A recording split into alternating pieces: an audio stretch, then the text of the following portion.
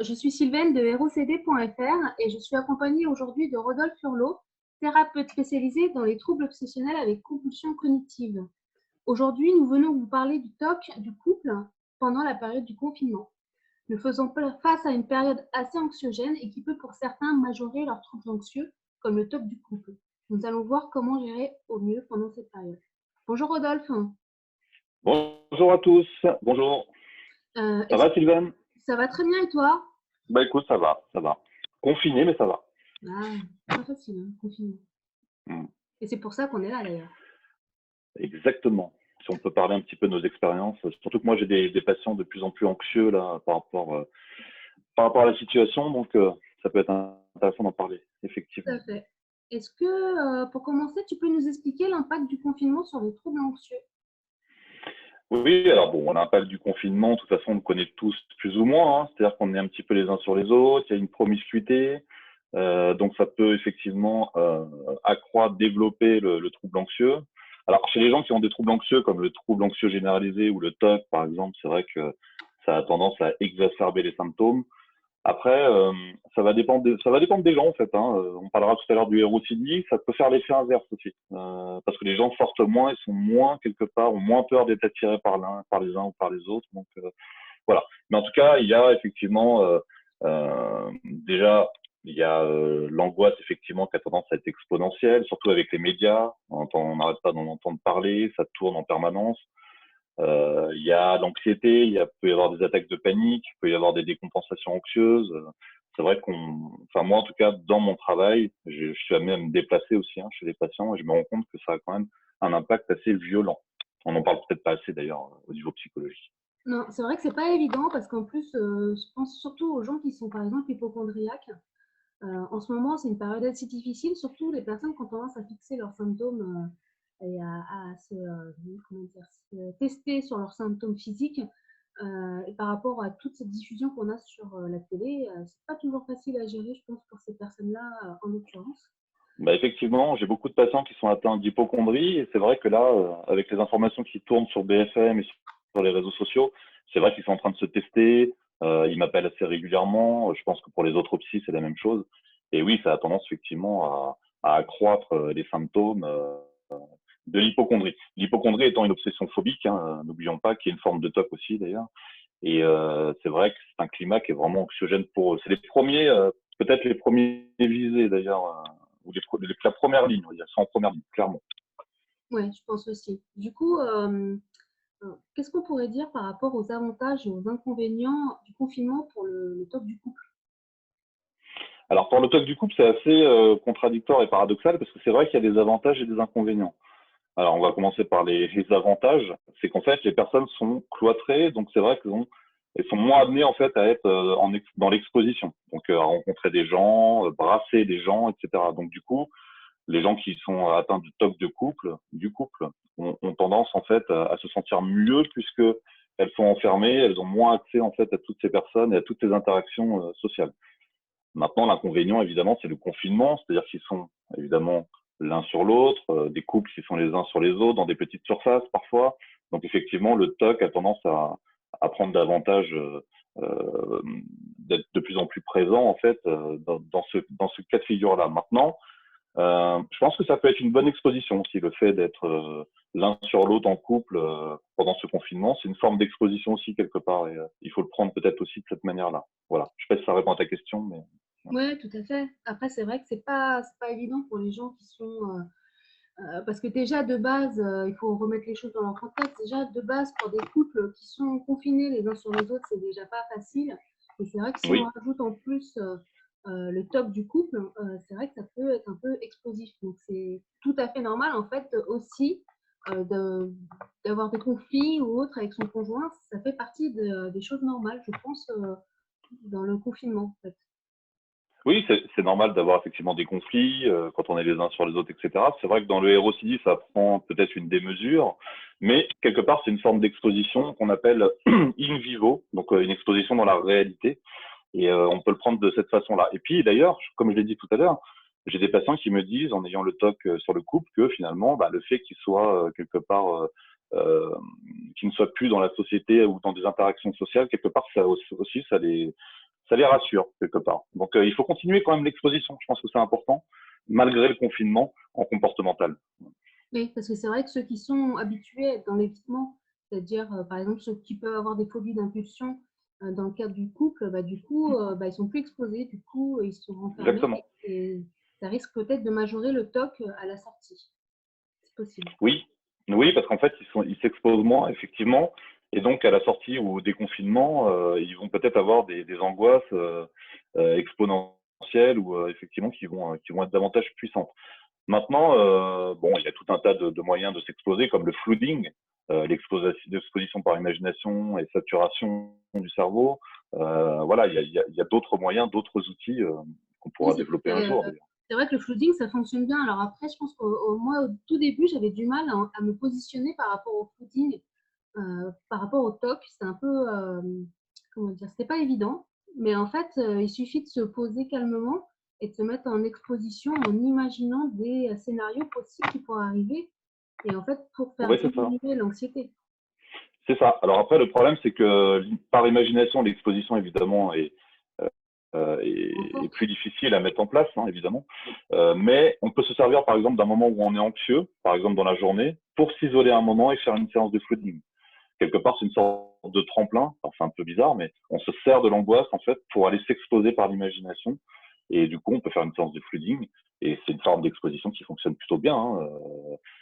Après, c'est sûr, ça ne vaut pas une exposition in vivo, c'est-à-dire dans la réalité. Voilà. Et puis surtout, ça n'empêche pas non plus de s'exposer par l'acceptation et le lâcher prise. C'est-à-dire ne plus rentrer dans les pensées neutralisantes, comme on avait déjà parlé lors de la dernière vidéo, etc. C'est plus compliqué, mais en même temps, voilà, il y a quand même des avantages et des inconvénients, malgré tout, par Après, je rapport pense aux que anxieux. ça nécessite quand même, enfin, comment dire, de faire un travail avec un thérapeute parce que quand on fait un Bien travail avec sûr. un thérapeute, l'avantage, c'est que du coup, on est guidé aussi, même en temps de confinement, parce que le thérapeute peut nous guider pour continuer à travailler pendant le confinement. Surtout que Oui, toi, tu consultes en plus en visio, donc c'est un certain avantage, c'est que du coup, tu peux continuer à consulter tes patients, même pendant le oui, confinement. ouais, tout à fait. Après, c'est au thérapeute d'affiner ses outils, de les préciser, de proposer des outils qui sont adaptés en fait au confinement, effectivement. Mais il y en a, et que ce soit de la TCC ou de l'ACT, thérapie d'acceptation et d'engagement, on peut effectivement travailler là-dessus. Il y a le fooding, mais il y a aussi des exercices de respiration, on va en parler, mais il y a aussi la méditation de pleine conscience, guidée aussi. Justement, Euh, Dolph, dis-moi, oui. qu'est-ce que les patients peuvent mettre en place justement pendant ce confinement pour gérer au mieux le TOC ou d'ailleurs toutes les formes de troubles anxieux au général. Ce qu'ils peuvent mettre en place comme outil, tu me demandes, c'est ça? Ok. Oui. Bah, en fait, il y a déjà la méditation pleine conscience qui fonctionne très bien. Alors, quand elle est guidée, elle a souvent plus d'efficacité, mais bon, il faut être suivi par un thérapeute. Après, on peut trouver des très bons enregistrements. D'ailleurs, sur ton site, tu en mets à disposition. Il y en a aussi sur des applications iPhone ou Android. Mais ça, c'est un exercice qu'il faut continuer à faire très régulièrement. Pour moi, c'est un peu comme un sport cérébral et ça facilite vraiment la neuroplasticité. Donc, il faut C'est continuer ça. la méditation de pleine conscience. Après, il y a tout un tas d'outils, encore une fois, qu'on met en thérapie. Ça ne nous empêche pas de les mettre en place. Le flooding en thérapie, ça fonctionne bien aussi. Plus que tout seul face à soi-même, exposer la personne donc par un scénario dans un scénario anxiogène et le faire rentrer dans ce scénario avec la voix du thérapeute, ça marche très bien aussi, par exemple. Voilà, on a des outils qui sont assez variés Oui, pour puis les troubles anxieux. il y a la respiration abdominale. Alors moi, je trouve que c'est un Oui, exercice qui est formidable et que je oui, conseille fortement. D'ailleurs, je l'ai pratiqué moi-même 3 fois par jour à n'importe quel moment, que ce soit en période anxieuse ou en période où ça allait bien. Et vraiment, en fait, on se rend compte, parce que souvent, on ne respire pas bien quand on est anxieux. Et du coup, le cerveau est moins oxygéné. Et du coup, exactement. ça développe des symptômes physiques qui en fait majorent l'anxiété derrière. Oui, c'est ça. C'est pour ça que la respiration ventrale, ce qu'on appelle aussi le chauffage corporel, est important. En fait, les nourrissons, en fait, respirent comme ça. Ils respirent par le ventre. Et puis, au fur et à mesure des années, on a tendance à monter la respiration et on voit des gens qui sont complètement saturés au niveau d'oxygène. Alors, c'est vrai que la respiration ventrale, c'est important. Ça permet en fait d'appuyer sur le plexus solaire notamment. C'est pour ça qu'on appelle ça le chauffage corporel. Donc, inspirer par le nez en gonflant le ventre, expirer par la bouche en rentrant le ventre. On peut aussi l'intégrer dans la cohérence cardiaque, qui est un outil qui est intéressant aussi. Oui, Donc, pendant d'ailleurs, je 5 pense minutes, en fait. par rapport à la respiration abdominale, je pense que très prochainement, je vais faire un enregistrement sonore pour que les personnes puissent pratiquer chez eux justement cette respiration pour les aider, je pense, à gérer, en tout cas, en attendant de sortir du confinement et de gérer avec un thérapeute. C'est une très bonne idée, surtout que ta voix s'y prête plus tôt, donc je pense que c'est une bonne idée. Il faut aussi qu'on parle des visualisations positives. Je pense que c'est important pendant le confinement d'essayer de visualiser. Alors ça, on travaille ça en sophrologie et en psychothérapie. Essayer de visualiser des espaces, par exemple, se remettre dans des vacances, par exemple, imaginer des grands espaces de liberté. En associant ça à la respiration, ça peut être aussi un outil qui est intéressant, par exemple. Mais il y a le sport aussi. Le quoi? Le sport, la pratique du Oui, le sport. sport, bien sûr.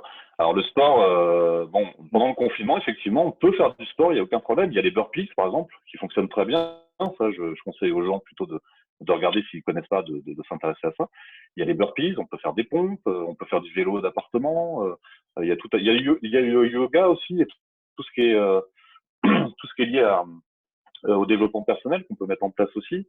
Et qui permet effectivement de travailler sur ces troubles anxieux, parce que ça a été prouvé, hein, le sport, encore une fois, est un vecteur important pour aller vers une rémission sur un trouble anxieux. Bon, maintenant, voilà. Après, au niveau de tout ce qui est de courir, etc., autour de chez soi, je pense que ça, on en a plus pour très longtemps, malheureusement, mais il reste plein d'outils imputables et liés au sport qu'on peut mettre en place, effectivement. Yes. Alors du coup, il y avait aussi le sujet, tu allais parler de la routine. Oui, alors la routine, je pense que c'est important aussi dans cette période de confinement. Ça permet d'avoir une sorte d'équilibre aussi, et puis pour le déconfinement, de garder peut-être aussi un rythme auquel on essaie de pas trop déroger. Alors après, c'est difficile quand on a des enfants en bas âge, par exemple, quand on est les uns sur les autres, c'est pas facile. Mais je pense qu'une routine, c'est important. Ouais. Ça permet d'avoir un équilibre, ça permet de rester un petit peu dans une sorte de dynamique en fait, qui permet de s'équilibrer. Voilà. Oui, des habitudes saines, hein. De toute façon, on le répète souvent, il faut garder un mode de vie sain, c'est-à-dire pas vivre complètement décalé. Ouais, et puis s'adapter aussi donc par rapport au confinement. C'est-à-dire le sport, par exemple, on peut très bien instaurer des horaires, la méditation pleine conscience, pareil, des exercices de respiration, pareil. J'ai pas parlé non plus des relaxations dynamiques en sophrologie qui sont intéressantes, parce qu'en fait, ce sont des relaxations, des méthodes de relaxation en mouvement. Donc, j'invite aussi les gens à s'intéresser à ça, ce qu'on appelle les relaxations dynamiques en sophrologie. Vous allez voir que c'est assez intéressant.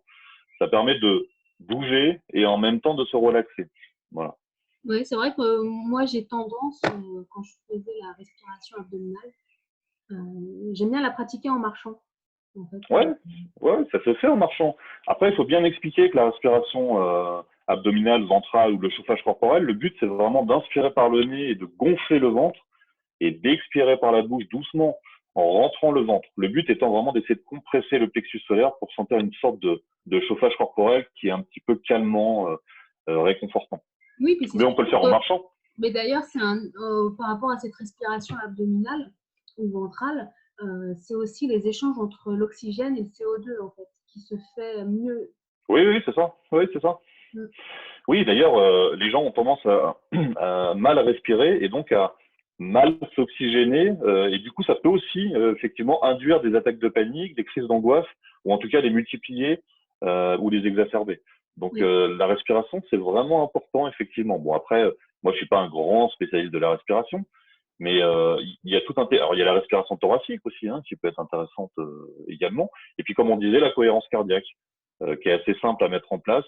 Et ça peut intégrer justement une routine avec le sport, la méditation, la cohérence cardiaque, l'exposition. Voilà.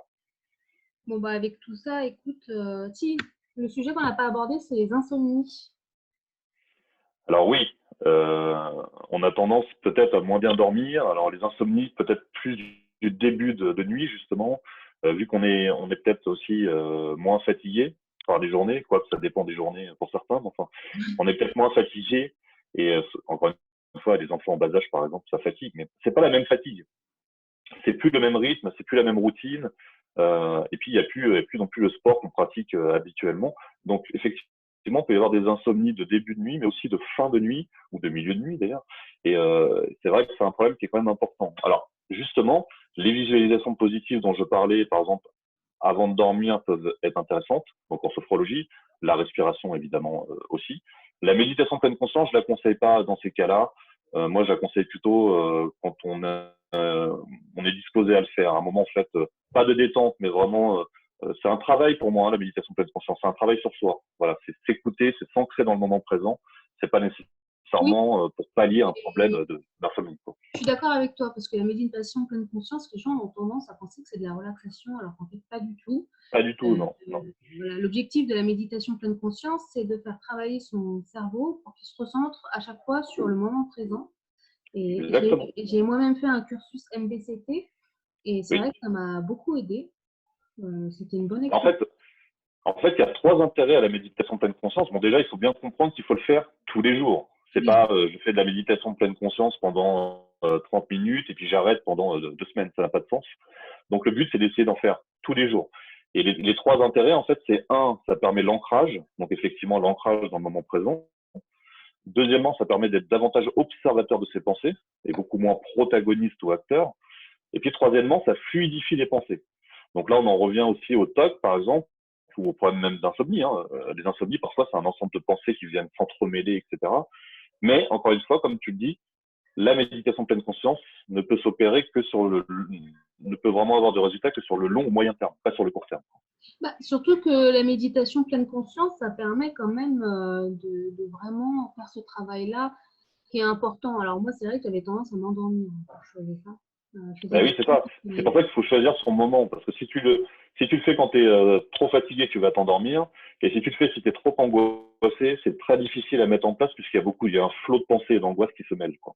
Oui, et d'ailleurs, une petite précision par rapport à la méditation pleine conscience, c'est que des études ont démontré qu'une pratique quotidienne pendant 2 à 3 mois permettait d'avoir les mêmes effets que des antidépresseurs.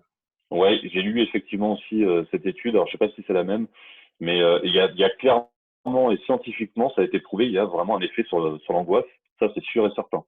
Et moi, je me rends compte avec mes patients que ça a aussi un effet sur la fluidité des pensées et aussi sur l'observation. Parce qu'en fait, les gens qui sont anxieux rentrent toujours dans les pensées, dans le flux des pensées. La méditation de pleine conscience permet en fait d'avoir beaucoup plus de hauteur, de recul par rapport à ça et de moins rentrer dans le flux des pensées. Oui, peut-être aussi de commencer le travail de la diffusion cognitive, en fait. Exactement, c'est ça. C'est apprendre la diffusion cognitive, c'est-à-dire comprendre que nos pensées ne nous appartiennent pas, quelque part. Ça passe aussi par la méditation pleine conscience, en effet. Ouais. Et ça, la diffusion cognitive, on peut le travailler aussi en confinement, hein, il n'y a aucun problème. Mais avec un thérapeute, parce que tout seul, c'est compliqué. Oui, je pense que c'est très très compliqué tout seul. Honnêtement, il faut le faire avec un thérapeute. Bon, écoute, C'est compliqué.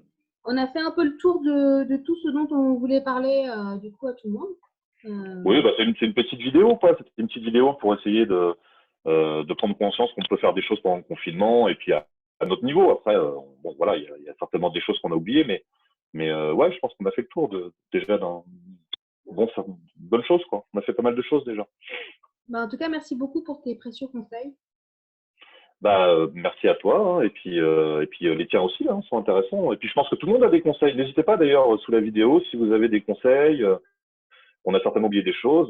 Il y a certainement des choses très intéressantes qu'on n'a pas mis en avant. Moi, c'est ce que je fais en thérapie. Après, c'est mon expérience, quoi. Voilà. Bon, bah écoute, on espère en tout cas que cette vidéo pourra vous apporter des éléments pour gérer au mieux vos troubles anxieux pendant cette période de confinement. Et on vous dit à bientôt. À bientôt. Si vous avez aimé la vidéo, je vous invite à mettre un j'aime en dessous et à vous abonner pour avoir une notification lorsque nous aurons fait de nouvelles vidéos. Je vous dis à très bientôt.